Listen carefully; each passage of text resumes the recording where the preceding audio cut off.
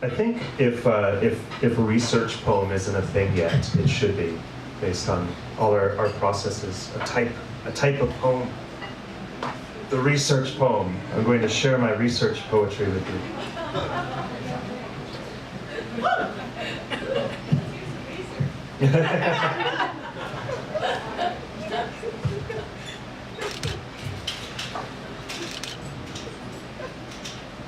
Every language has a well-traveled word.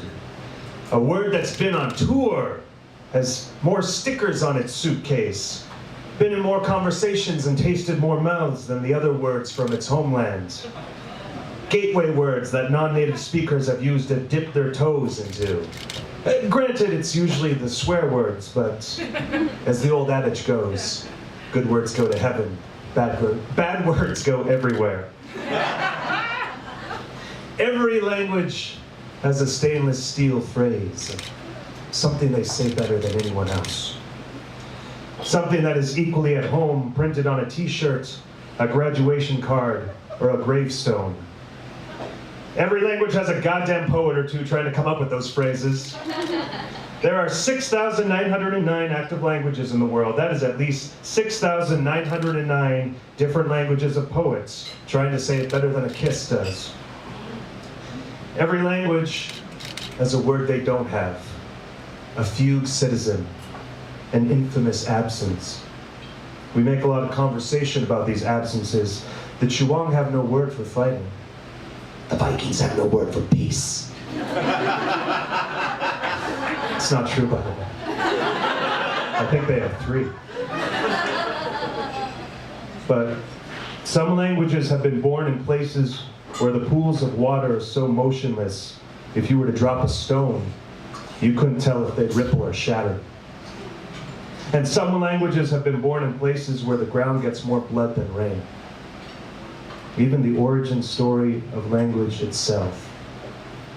Some theorize it came from mothers and babies cooing to each other, and grew up into words to warn of dangers, and words to praise and comfort. Some say the first words ever invented were born out of love. Others say it came from warriors, coordinating tactical signals, screaming banshee strategies across Paleolithic battlefields to kill more efficiently. It's sort of a nagging mystery. We can never know if this gift we have of gab, this essence of us, was originally meant for love or death. Was language meant for love or death? Every language has mortal words. I had mortal words, they didn't make it. They went to spirit and left redaction lines in their eulogy speeches. Sometimes entire languages don't make it, they get lost. Sometimes like luminary cities gulped underwater in mad tidal waves of myth. Sometimes like travel mugs left behind absently at the dog park. Some languages get mashed roughly and haphazardly into others, like a 4-year-old with a puzzle. Pieces of leaves where the cottage wall should be, side pieces in the middle, stucco in the trees. Some languages just get killed off between scenes. But languages are born too. Found too. I want to find a language. I want to find a language that's like a hands-free car speakerphone. You know when a car pulls up beside you at a red light and you can overhear the speakerphone conversation, but you can only hear the person on the other end of the line, not the driver? They're just muted mouth movements through the window? Yeah, that's the kind of language I want. A language of inverted conversations. A language where polos shout out despite no Marcos being called, and because of this, it's impossible for anyone's daughter to go missing. Where all the interruptions are gotten out of the way first and the conversation proceeds cordially from there. Where the words you can't bring yourself to say to someone are the words that they hear. And where we still only get one side of the story, but at least it's the other side of the story. Or maybe I'll found a language that communicates solely by tugging each other's arm hairs in a coded manner. Or a language consisting entirely of smells.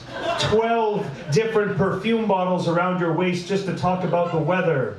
1,000 bottles around your waist just to discover you can never find the right one to spray on the grieving. One perfume bottle around your waist. That means 1,000 different things to 1,000 different world noses. And maybe 1,000 fights over who is definitive. Even this olfactory language can't be universal. There's no universal language. Not even music. Some people laugh at minor scales. And besides, was the first melody intended for love or death? There is no universal language. Even the silences have different translations. You could visit a different culture and never open your mouth even once and still be unsure of what you said. There can never be a universal language. And thank God for that. Interlude. I remember finding out about the fable of Babel.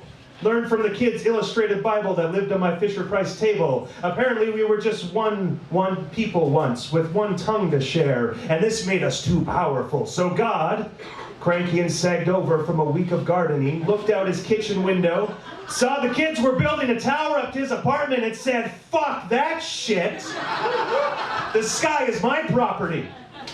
Let's see how you build a tower when you can't even understand each other," and boom!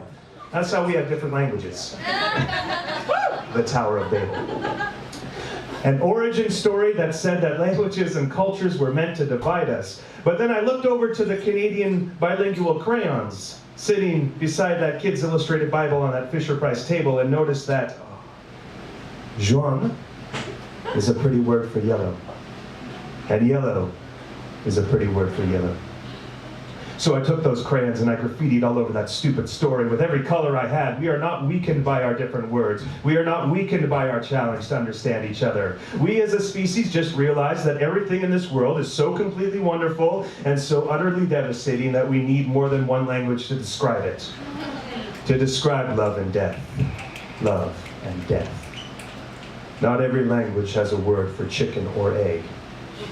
But every word has a word for love and for death. The very first words in the very first language were invented either out of love or death. And we will never know. Language that defines us as humans. And we will never know.